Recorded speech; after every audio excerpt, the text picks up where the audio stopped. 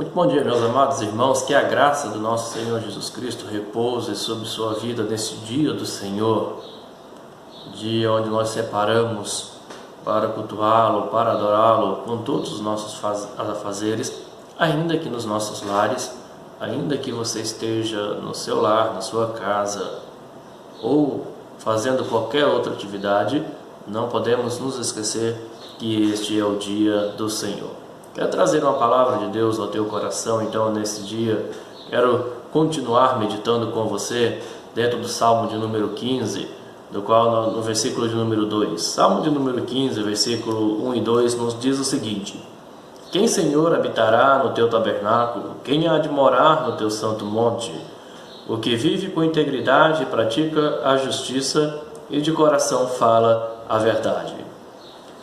Na primeira parte do versículo 2, nós vimos que é da vontade de Deus que o cristão viva com integridade. Não podemos ser íntegros totalmente, nós vimos isto. Este é um salmo messiânico, é uma referência alusiva a Cristo Jesus, o único totalmente íntegro diante de Deus. Só Cristo habita plenamente na presença de Deus, por causa da sua total integridade. Mas vimos também que esse salmo se aplica às nossas vidas porque nós precisamos estar nos caminhos de Deus, no caminho da integridade. Sem estarmos no caminho da integridade, não estamos nem nesta vida, nem para a próxima vida com Deus, numa eternidade com Deus. Estamos vivendo numa estrada da ilusão. Sem aspectos da integridade, de um viver íntegro nesta vida, não nos dá referência nenhuma de que estamos com Deus nesta vida, nem na próxima, nem para a próxima, não na eternidade com Deus. Nesta vida, o nosso viver na integridade, nós temos orientações, nós temos parâmetros para viver nessa integridade nesta vida. E o parâmetro não é segundo o nosso senso de integridade, mas é segundo a integridade que nos é ensinada por Deus em sua palavra. Então Deus nos diz na sua palavra, principalmente no Salmo 119, onde vários versículos nos falam acerca disso, Ele nos diz que nós podemos viver no caminho da integridade porque o seu caminho é íntegro em essência. O caminho de Deus é o caminho da integridade. Quando nós buscamos a integridade nos caminhos de Deus, nós já estamos no caminho da integridade porque Ele é íntegro em essência. Depois também nós vimos que na sua lei, que nos liberta e nos restaura a alma, aquela que nos dá testemunho fiel, ela é íntegra. E nós podemos então buscar o caminho, trilhar no caminho da integridade quando nós observamos a lei de Deus, ou seja, as palavras de Deus. E por esta palavra, e estarmos no caminho da integridade, e por essa palavra que nos dá orientações e testemunho de integridade, nós não seremos envergonhados no caminho da integridade, ou seja, nós seremos mais que felizes, seremos abençoados por estarmos no caminho da integridade, por vivermos sob a palavra da integridade, que é a palavra de Deus, e por causa disso nós seremos mais que felizes, nós seremos extremamente abençoados.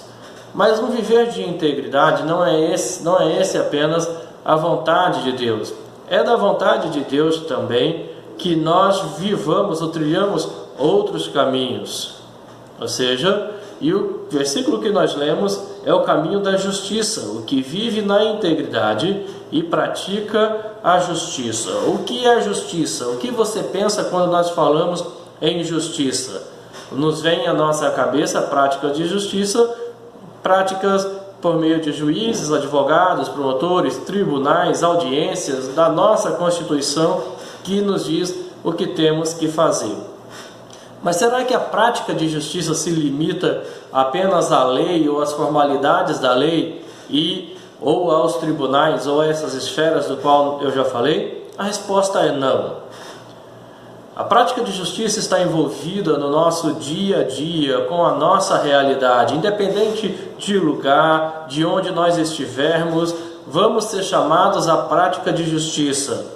seja no nosso lar, perante a nossa família, seja no nosso trabalho e até naquilo que nós fazemos e nos amparamos na lei, na Constituição vigente, para justificarmos o que nós estamos fazendo. Ou seja, ainda que na lei nós somos chamados à prática de justiça, e aqui nós precisamos refletir como uma prática constante da nossa de justiça por meio das nossas atitudes, quando nós vivemos ou evidenciamos algumas coisas. Por exemplo, quando nós afirmamos que não há ilegalidade, quando não há ilegalidade não significa que há moralidade, ou seja, não ser ilegal às vezes não deixa de ser imoral. A prática de justiça, então, ela vai muito além daquilo que a lei diz. Se a lei não diz, então isso também não nos dá liberdade para praticarmos justiça de acordo com a nossa vontade, porque isso pode ser imoral. Quando nós usamos dois pesos e duas medidas nas nossas práticas de justiça, também praticamos uma justiça não condizente com aquela que a lei de Deus nos instrui. Ou seja, quando nós beneficiamos a nós mesmos ou quem nós queremos. Quando nós expressamos depende de quem ou o que eu ganho com isso. Isso é uma prática de justiça que reflete na nossa vida diária uma prática não condizente com aquilo que nós temos que fazer e viver. Ou ainda, a prática de justiça reflete em nossas vidas quando as nossas práticas não condizem com aquilo que nós falamos que deve ser feito. Ou seja, aquela velha expressão, faça o que eu faço, mas não fala o que eu mas não faça o que eu faço. Em todas essas situações diárias, então, nós somos chamados a tomar decisões que podem ser boas ou decisões que podem ser ruins. Dá para ver, então, que a prática de justiça está envolvida em cada caminho da nossa vida, não apenas na lei formal, mas nas decisões obtidas que vão muito além dos tribunais, dos magistrados. Tem a ver com as nossas decisões, com aquilo que nós precisamos fazer diariamente, corriqueiramente. Deus nos dá instruções acerca da prática de justiça. Ele não nos deixa só, não nos deixa no vazio, no vácuo. Biblicamente, a prática de justiça, então, está relacionado com dar aquilo que é devido a cada um. Ou seja, aqui nós precisamos entender a percepção de responsabilidade sobre tudo e sobre todos. Por exemplo, nós somos chamados à prática de justiça nos 3 mandatos que Deus nos deixou.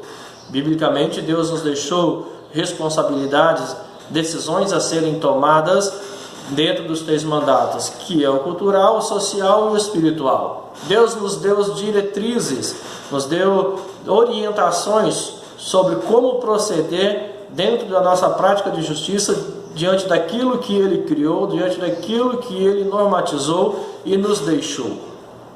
Por exemplo, como tomar uma decisão, ou como ter uma prática de justiça biblicamente correta diante do mandato cultural. O mandato cultural está relacionado àquilo que é o cumprimento das nossas obrigações diante da criação de Deus e da vontade de Deus para com ela. O mandato cultural está relacionado a isso. Como praticar justiça, então, diante daquilo que Deus criou e da vontade de Deus para essa criação? Por exemplo, na sua criação, Deus deixou instruções para o homem dominar e sujeitar. Ao homem, ao ser humano, é dada a responsabilidade sobre a criação de Deus, como fica evidente pelo fato que Deus deu um comando ao homem, um comando abençoado pela sua palavra. O homem é chamado a santificar e colocar cada esfera de sua ação, sua educação, seus recursos nas mãos de Cristo e, por isso, saber administrar cada área mencionada para a glória de Deus.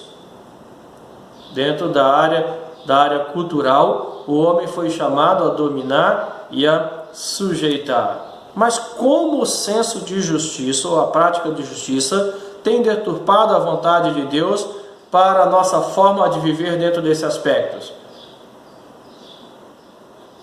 Deus deu ao homem e a homens e mulheres para que eles fossem responsáveis. O homem domina sobre a criação, sobre a mulher é submissa ao homem e ambos dominam sobre a criação de Deus. Mas hoje o que nós temos? Negligência, falta de comando por parte dos homens, insubmissão por parte das mulheres, má administração para com a natureza, para com os animais, ao ponto de um se voltarem contra o outro, o homem contra a mulher e vice-versa, a natureza e os animais contra o homem. Tudo por causa de uma tomada de decisão, de uma prática de justiça que não procede de Deus. Deus deu orientação e nós resolvemos negligenciar, rejeitar a orientação de Deus. Mandato cultural: dominar, sujeitar. As nossas práticas muitas vezes não condizem com a orientação de Deus e da sua palavra nessas tomadas de decisões. O mandato social. O mandato social fala das relações sociais e a prática de justiça nelas. Envolve, por exemplo, relação conjugal, apenas entre um homem e uma mulher. Envolve casamento, família, filhos. Por exemplo, é da vontade de Deus que você encontre uma auxiliadora idônea, ou seja, que tenha as mesmas características suas, principalmente nos aspectos da fé, das afeições de amor, de caráter. Proceder contrário a isso é uma tomada de decisão, é uma prática de uma justiça muito perigosa, porque nunca foi da vontade de Deus que os filhos de Deus constituíssem famílias fora do arraial de Deus. Mas quantas pessoas estão pagando um preço muito alto em nossos dias porque decidiram por sua própria justiça andar por outro caminho que não da vontade de Deus para este mandato, para o mandato social. Que confusão nós temos vivido em nossos dias nessa área. Nada absoluto, tudo é relativo, tudo de acordo com a justiça do homem. Lembremos que na história da humanidade Deus destruiu o mundo por causa disso. Destruiu Sodoma e Gomorra por causa disso. Por causa dos seus próprios atos de justiça relacionados a isto. Lá em Gênesis, os filhos dos homens, os filhos de Deus casando-se com os filhos dos homens. Lá em Sodoma e Gomorra, homossexualidade, perversão total. Rebelião deliberada contra Deus. Lembremos, duas ocasiões onde Deus deu um direcionamento no mandato social e o homem resolveu, por sua própria justiça, por sua própria decisão, caminhar contra a vontade de Deus. Mandato espiritual. O mandato espiritual envolve obediência a Deus. Envolve, por exemplo, o dia de descanso, onde Deus deu o exemplo criando todas as coisas em 6 dias e descansando ao 7º dia. Um dia de descanso para o homem nele se deleitar e adorar o Criador.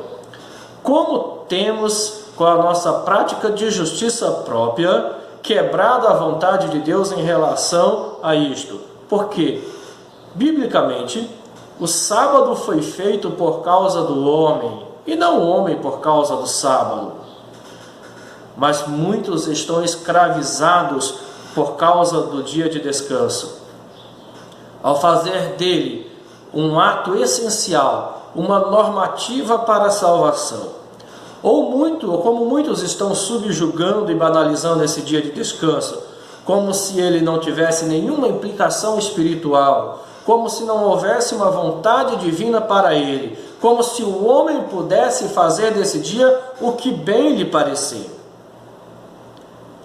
Mandato social, cultural e espiritual. Nós fomos chamados a tomar decisões a praticarmos uma justiça correta, bíblica, nessas 3 esferas da nossa vida. Deus nos deu orientações para isto. Deus não nos deixou só para nós praticarmos justiça dentro dessas esferas de atuação que Ele criou e que Ele nos deixou. É da vontade de Deus a prática da justiça. Decisões diárias nossas, seja nos mandatos cultural, social e espiritual. Deus tem uma vontade. Nós nunca seremos perfeitos no cumprimento dessa tarefa, mas se estamos no caminho de Deus, se almejamos habitar com Ele na eternidade, precisamos estar no caminho da prática da justiça e evidenciarmos ela em nossa vida. Deus nos ensina como proceder, mas nossas práticas vão nos dizer se optamos viver a vontade de Deus ou julgarmos ao nosso próprio bel prazer, entre obedecer a Deus ou não, entre fazer a nossa vontade ou a vontade de Deus. Deus quer que você seja feliz e abençoado pela prática correta, aplicação da justiça. Justiça justa e imparcial e motivada pelo amor e pela obediência. Porque foi isso que Ele fez. Ao nos amar, ao nos dar seu Filho, Filho ao ser obediente ao Pai e morrer em nosso lugar, Pai e Filho em não nos deixar só nesta caminhada, nas nossas decisões, nas nossas práticas de justiça, mas enviando-nos o seu Espírito Santo. Então, que o amor de Deus, que a graça do nosso Senhor Jesus Cristo e o auxílio do Espírito Santo sejam nossos orientadores. Seja o teu orientador na sua prática de justiça. Esta é a vontade de Deus para você, para mim. E é nessa prática, ao viver nessa vontade de Deus, que nós vamos encontrar felicidade e bênçãos. Que as felicidades, que as bênçãos de Deus te acompanhem pela correta prática de justiça que você tem feito e que eu tenho feito. Que Deus nos abençoe.